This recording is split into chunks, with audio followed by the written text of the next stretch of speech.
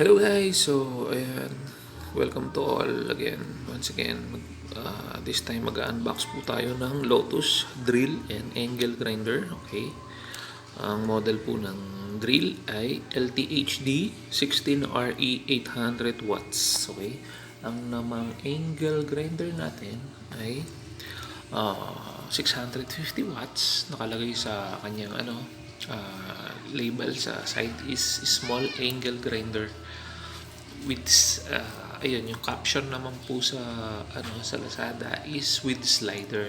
Okay, mag-unbox po tayo nito para makita natin yung mga items at matingnan natin kung okay. Okay, magbukas po muna tayo.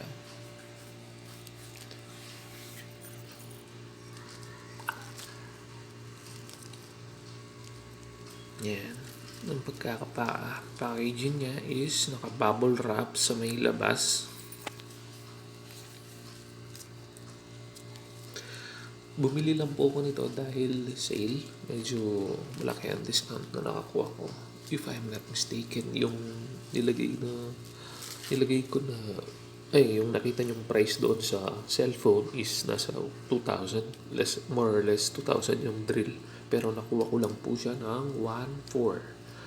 And then yung angle grinder nakalagay is 1,001, 1,000 more or less 1,100, pero nakuha ko lang po siya ng 700. Malaki yung discount kasi may sinabay po akong mga gamit dito na worth 10,000 ang binili ko. Kaya, malaki yung discount. Anyway, yan. Nakabalot po siya ng karton sa may loob. Okay. Ayan, medyo may UP yung, yung angle grinder. Ayan, medyo sana siguro sa courier na yan. Ayan, medyo may UP yung angle grinder. Wala silang kasamang plastic box. As in, box lang talaga ng paper. Yung nila. Ayan, 800 watts, LTHD, 16RE po yan. Ayan. Impact drill po yan. Okay, ito naman, small angle grinder, 650 watts. Ayan, LTSG 65065 yata yan. Okay, ayan. Okay, ayan. Unahin muna natin ang drill, guys, para makita ninyo. Okay. Sorry for that. Okay. Okay, ayan. Let's continue po. Okay. Medyo maraming tape. Ayan, okay. Okay, ayan. Okay, tape once again. Oops, ito po siguro yung sealed tape ng box. Ayun, yung may puti. Yung may puti po yung sealed tape. Anyway, ayan. Okay. So, ayan. Let's see what's inside the box. Okay.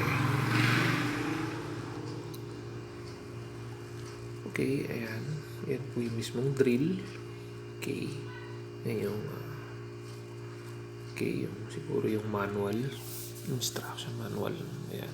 LTHD 16RE. Okay. 800 watts. Okay. Ayan naman yung handle. Yung position. Spacing. Okay. Ayan. Okay. Sa ayan yung hammer function, screw function, ayan yung hammer niya, yung screw function, medyo medyo parang madumi yung dumating sa akin na unit. Well, maybe siguro old stock siya. Anyway, ayan. Yan, mapapansin po ninyo. Old stock na siya kasi 2021 na ngayon. So 2020 of April pa to nakalagay for 2020. Well, ayan, let's see. Anyway, Ayan, 800 watts. Yung label, 16mm impact drill. Okay.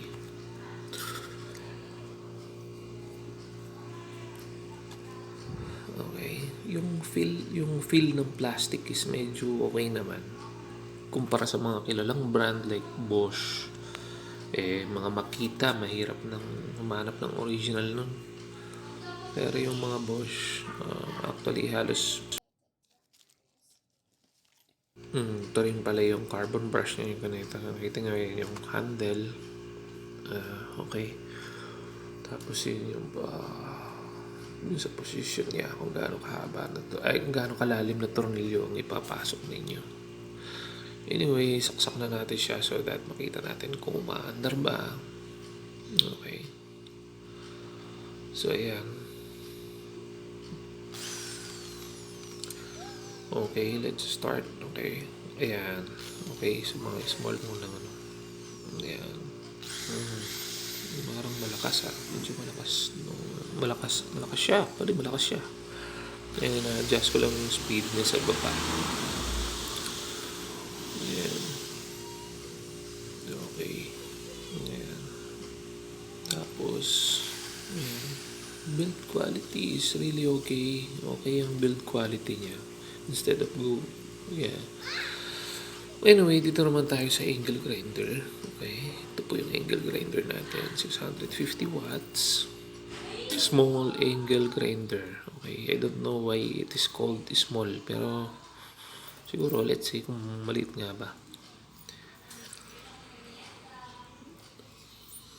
Okay. Pahirapan once again sa mga tape. Okay.